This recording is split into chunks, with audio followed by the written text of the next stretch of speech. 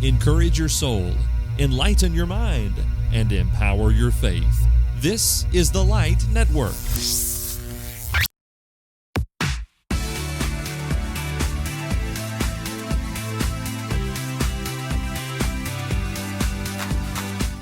If you want to be a serious Bible student, a successful servant, and a powerful preacher, this is the podcast for you. Hello and welcome to Preachers in Training. My name is Robert Hatfield, and this is the podcast where we talk about all things preaching and ministry. This is Season 12, Episode 3 of the podcast. Happy to have you on board for this episode. We're talking today about ministering to children. I'm excited about this one. Here to help us discuss the subject is Dr. Kevin Moore, who's joining us from the campus of Freed-Hardeman University, I assume, in Henderson, Tennessee. Welcome, sir. Thank you for joining us today. Well, thank you, Robert. Thank you for inviting me.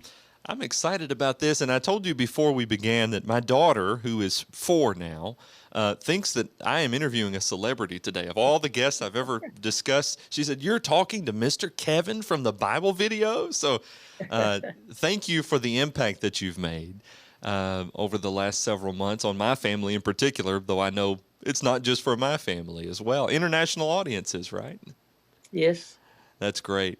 So when the coronavirus hit, that's when I began to see that the Estes congregation there in Henderson began to release Bible class videos that it said Bible class for 2- and 3-year-olds. And you were the teacher. And my daughter started watching them, as I said, and she just has loved every one of them. She's watched almost all of them. May I ask, how did all of this begin? Yes, I'm not sure how far back to go. Okay. Of course, I'm I teach here at Freed-Hardeman in the College of Biblical Studies. I'm associate professor of Bible and the director of our mission studies program. Mm-hmm. So my personal emphasis is on the Bible and missions in particular. So it's interesting that you're interviewing me to talk about ministering to children because that's really has not been my main focus in life. But several years ago, my family and I moved back to the States. We spent a number of years in New Zealand working with a church there. And I don't know if anyone else is married to a woman like this, but my wife has a tendency to volunteer me to do certain things. And a big part of her ministry on the mission field, while I was mainly focusing on adults, she took care of the children. And so when we moved back to the States, we plugged into the Estes Church of Christ here in Henderson, Tennessee. That's the congregation that my wife grew up in, and they were big supporters of us on the mission field. So my wife volunteered to teach the Wednesday night 2-year-old class, and she informed me that she volunteered me to help. And I'd never taught children that young.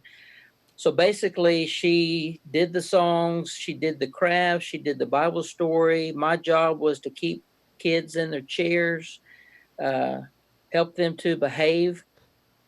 But as I observed her, I learned a lot about teaching that age. And occasionally, she would be called into work or she wasn't feeling well. And so I ended up teaching the class. And my oldest daughter would come to help me.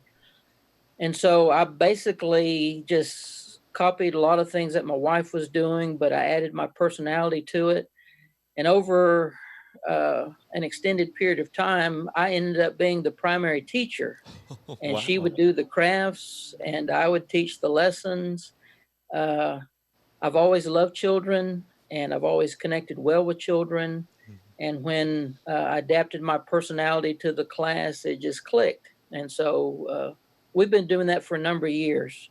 And then this coronavirus mess came up. And we decided that we probably should not assemble as a congregation for a while. And I really felt sorry for these children. So I decided I would record one of our classes and I only ever intended to record one, maybe two. And I figured our little kids, maybe about half a dozen of them, could watch one recording several times. And when they got tired of that, they can watch another one. And then the pandemic will be finished. We'll go Right. back to our classes and we'll be good to go. And as you know, that didn't happen. And I started getting emails from parents and grandparents telling me how much their children love those classes. And it put a little bit of pressure on me. I felt like, okay, well, maybe I need to do more than just two or three. And I ended up doing one every week. Mm. And each time I did it, I was thinking, okay, this will be the last one.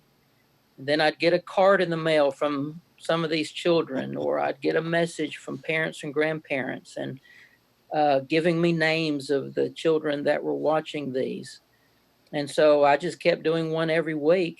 And last week, I did my last one, knock on wood, because we're starting our children's classes again at Estes. Mm, okay. And when it started, it was strictly for our Estes children, but of course it spread beyond that around the country, even overseas. So Mm.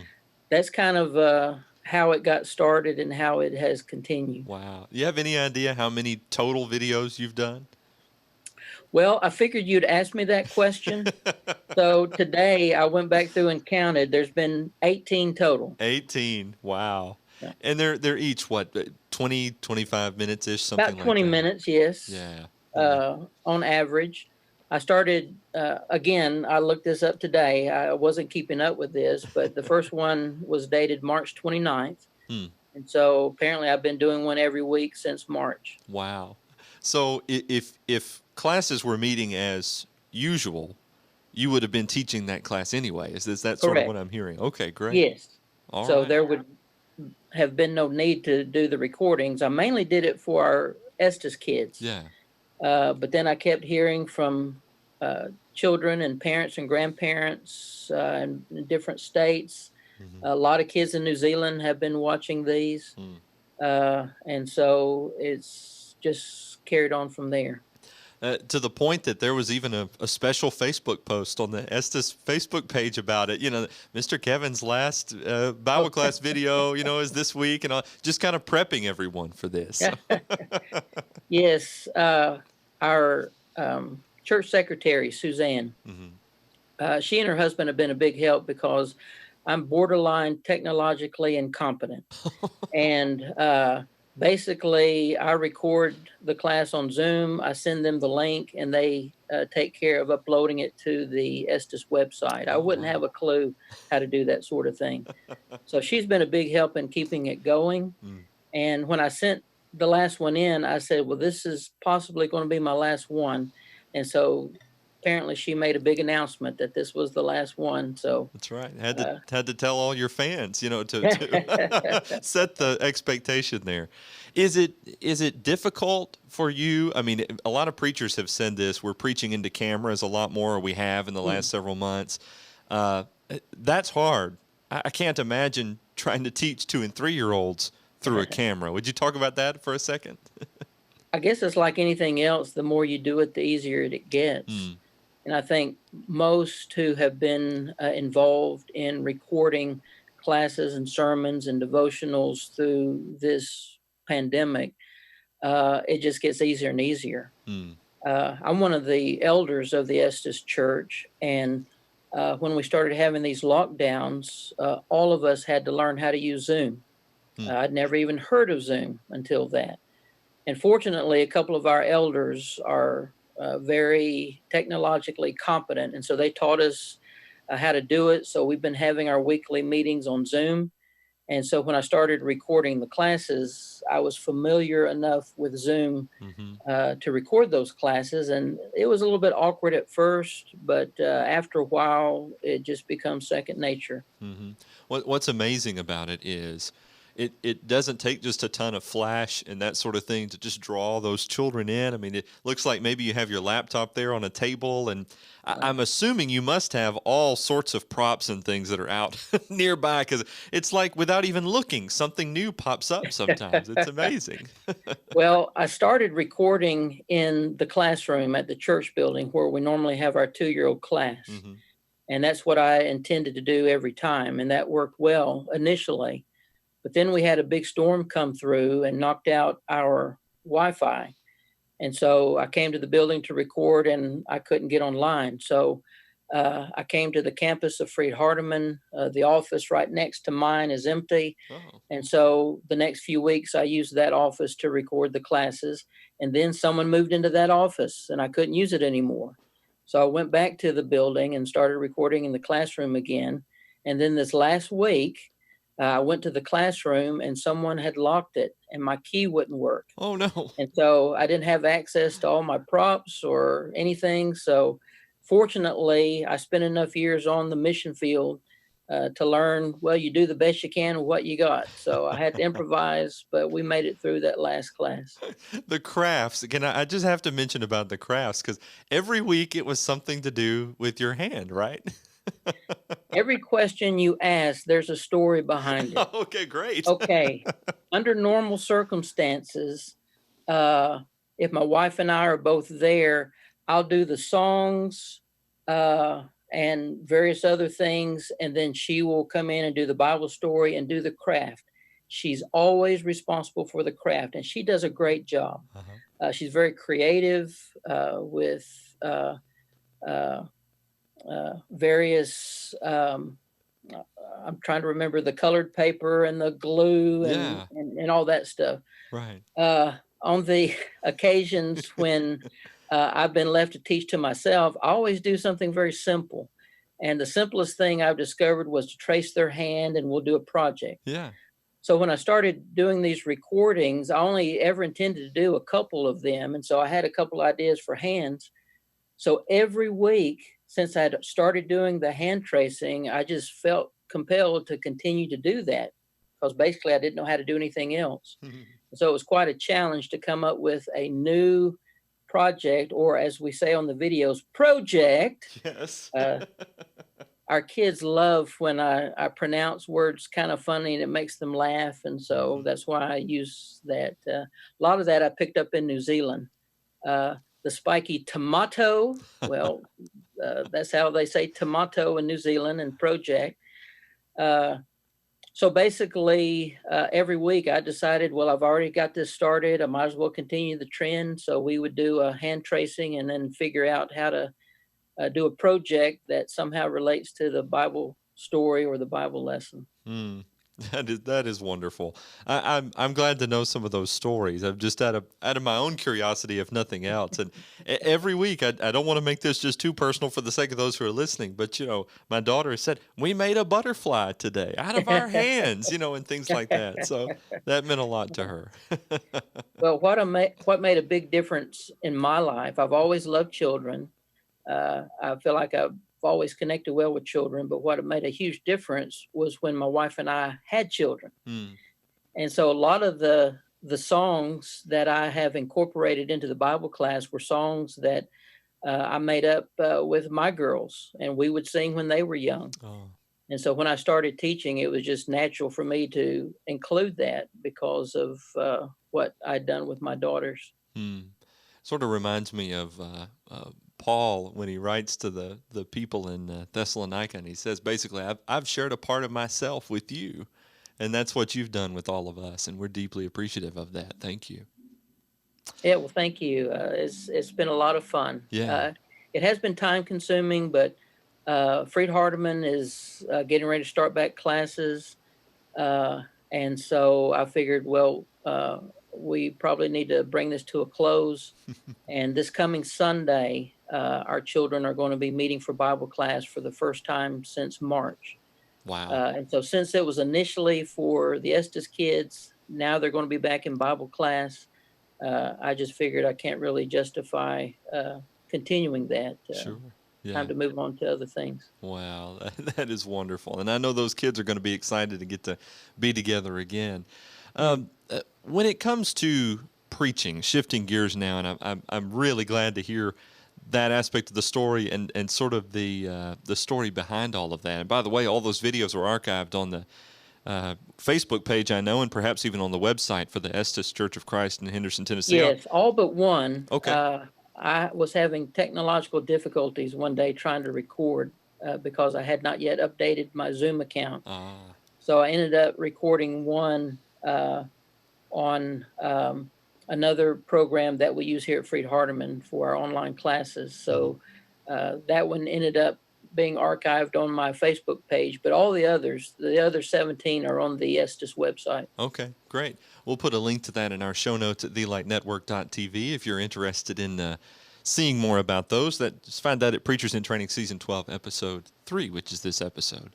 Let's talk about preaching and ministry, and specifically as we think about to children. And I love that you mentioned a minute ago that having children of your own helped you in terms of relating to other children. And I know it can be awkward sometimes, especially when you're the preacher. The children, they know you, but when they see you up close in the foyer or something, they may step back a little bit. I don't know. It's an interesting phenomenon, the way that a child might think of a preacher, and you see him from a distance, but I'm uncomfortable up close.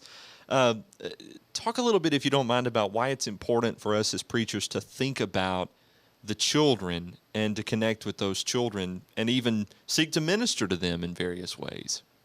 Yes. Well, obviously, as Christians in general, but especially as full-time ministers of the gospel, preachers, elders, we're ministering to people, we're ministering to families, and that includes their children. And those of us who are parents can appreciate the fact that as parents, we adore our children. They are so very important to our lives. So as we minister to people, especially to parents, we need to understand their children are the gateway to their hearts, their lives. You're going to have a hard time effectively ministering to parents and families if you overlook the children. And I guess I kind of learned that through personal experience. The vast majority of my full-time ministerial work has been on the mission field. I moved to New Zealand as a single man the day after my 26th birthday. And I can honestly say I grew up on the mission field because I did a lot of growing and learning through a lot of trial and error. But because of my personality, because of my love for children, I really connected with the children there. I started a children's singing time between worship and Bible class. And I discovered that the more you love children, the more their parents really appreciate it. And you develop close relationships with them through their children. And so whenever I would meet a family, I'd always or still today, whenever I meet a family, I not only introduce myself to the parents, but I make sure I introduce myself to each child. I ask them what their names are. I don't like standing over children, so I'll squat down and get down on their level just to make sure I'm connecting with them. And I think parents really appreciate that. Whenever we have visitors and I'm introducing them to some of our families, I always make sure that I introduce the children because to me, they are just as important. And I think parents really appreciate that. And of course, since my wife and I have been teaching the 2-year-old Bible class here at Estes, we try to make it fun, which I've also tried to incorporate that into the videos, because if it's fun, the children always want to come to Bible class. So we try to make them laugh. We hope that they enjoy the class, and then they start begging their parents to make sure they take them to Bible class. And if we have parents who might have a tendency to forsake the assembly, these children who have fallen in love with Bible class will not allow that. So They always tell their parents, "Can we go to Bible class today?" Or "Is it time for Bible class?" Yeah. And their parents make sure they bring them. We've had parents tell us that. Hmm. You know, you're right that you can sometimes there are those adults that you might have trouble maybe, I don't know, connecting with, but if you can connect with their children, then you have that instant connection with that family. And that Yeah. I've found that really works no matter what age the child might be, right? Even if you're honoring them as graduates, maybe you haven't really, that's a new family and they just moved in, and the son or daughter is a senior in high school, and then you really honor them during the graduation stuff, and you form a bond with that whole family for the Yes. duration of your time together. And of course, uh, I'm sure it's a personality thing. I think Yeah. there are some adults who are just uncomfortable around children. Um, uh, so for me, it's easy to connect with children. If, for example, I notice a little boy is wearing a Spider-Man T-shirt, I might just make a random comment about Spider-Man to watch his face light up. Mm, So connecting with young children like that is helpful. But even babies, I love mm, babies. mm-hmm. And you can tell parents are proud of their babies, and you can say something like, "That's the most beautiful baby I've ever seen." And you can see their faces light up. Mm-hmm.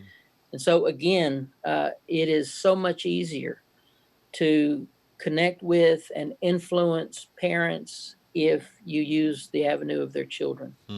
Yeah, that's right.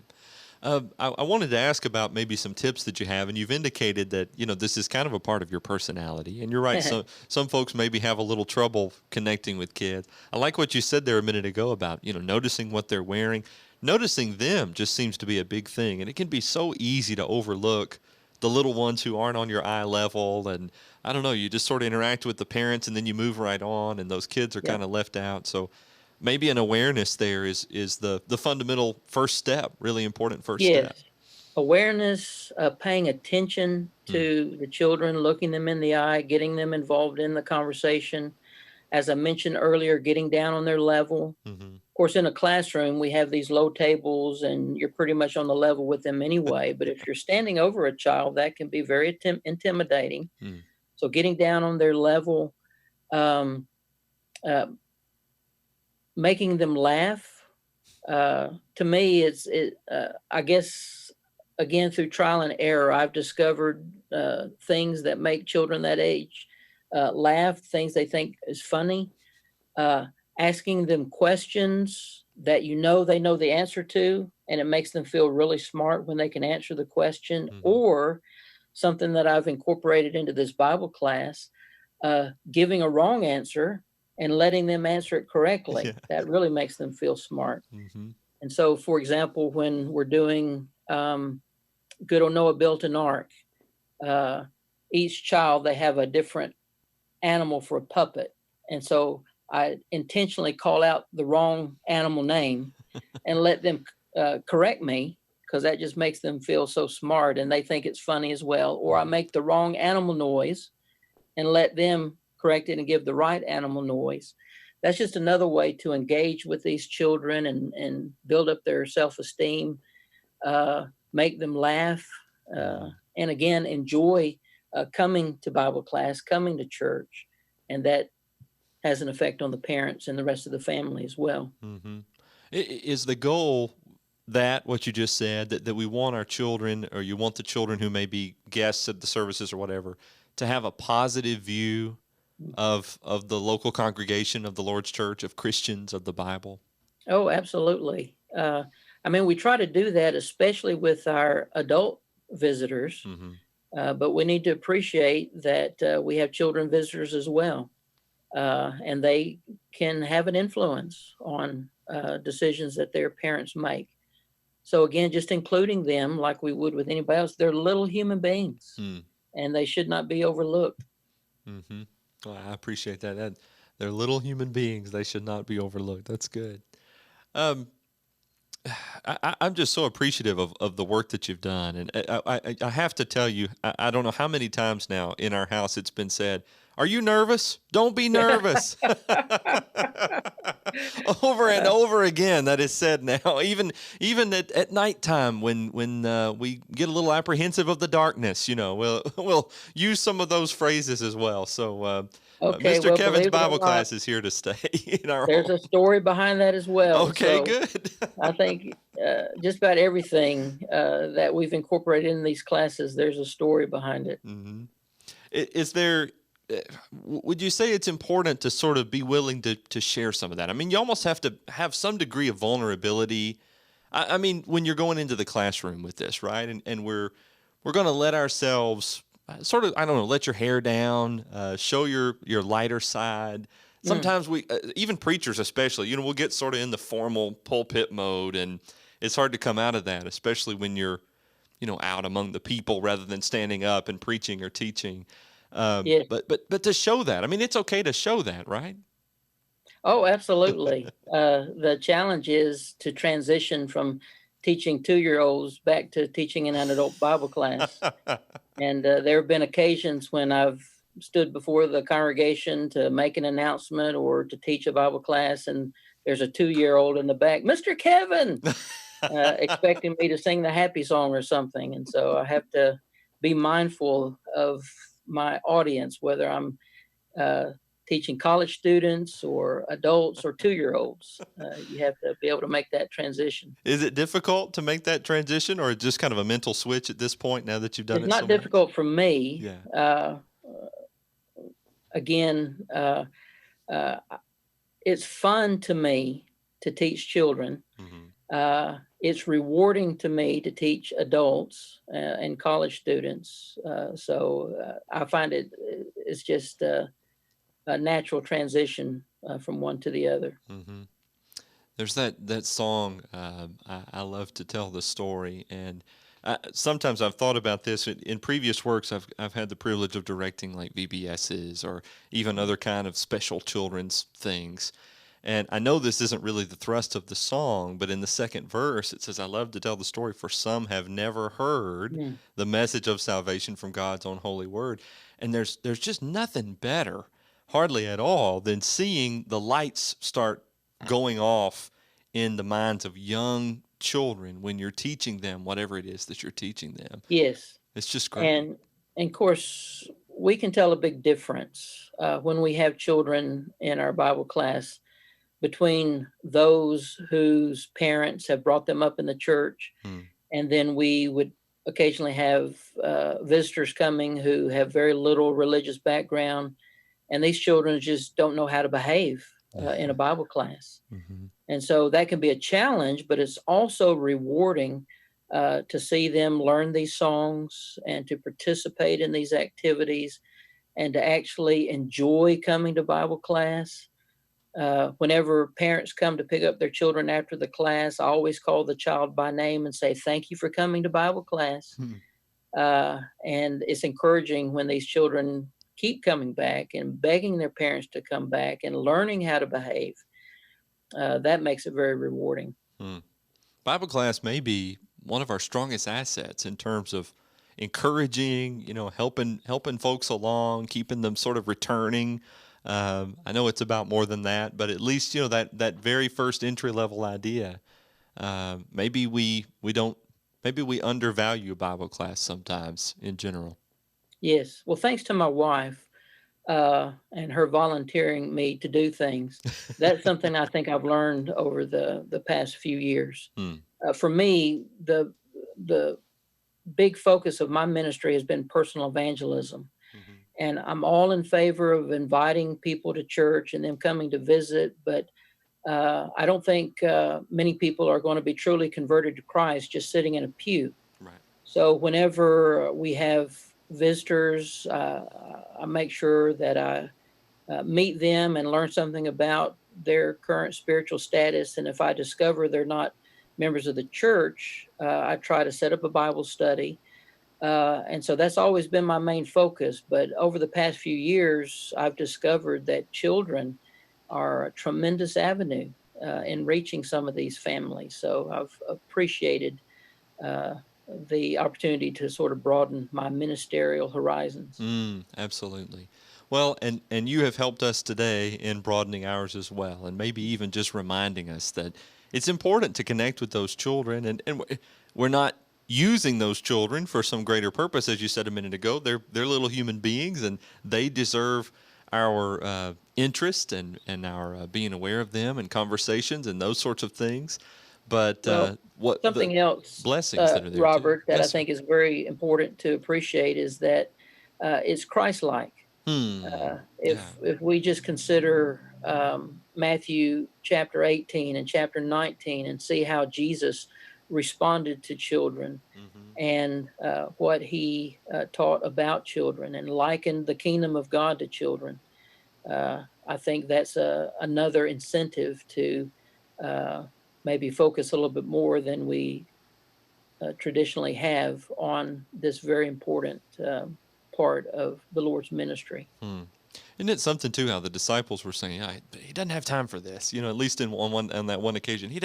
Sort of rebuking almost the children and their parents for what they were doing, and Jesus ends up rebuking them.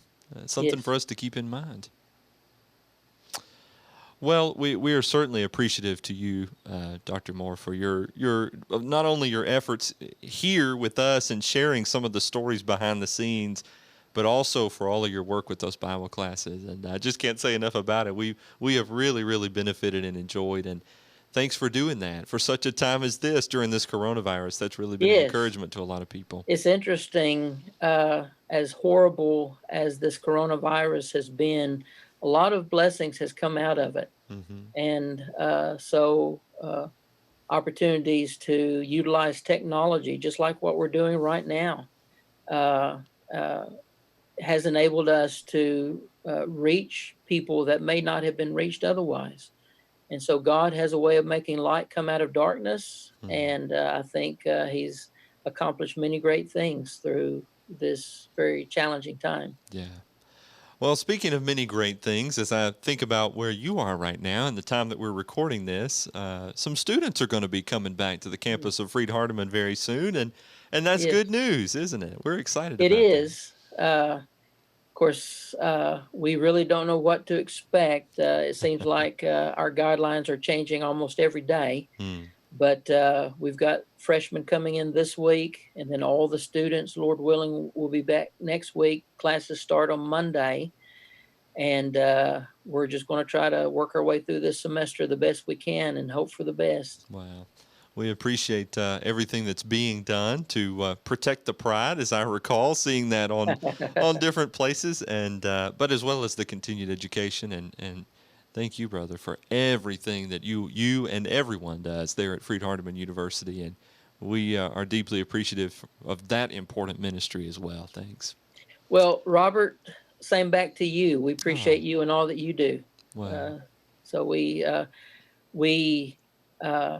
knew that you would go on to accomplish great things when you were a student here, and we just appreciate the good work that you and your family is doing. And so I'm just thankful that we can work together in the Lord's kingdom. Oh, yes, sir. Thank you. That's very humbling. And thank you to those of you who are listening or watching this episode of Preachers in Training. A reminder that the show notes are available on our website at thelightnetwork.tv. Look for Season 12, Episode 3 of this podcast. And if you enjoy it, be sure to subscribe on Apple Podcasts, Spotify, wherever you download podcasts so you never miss an episode. We're also releasing the video version on YouTube. Search for The Light Network or Preachers in Training, and you'll find the same content, but in video form in that format as well. Brand new episodes released every Thursday from thelightnetwork.tv. Until next time, thanks for being with us. I'm Robert Hatfield. Let's preach the word.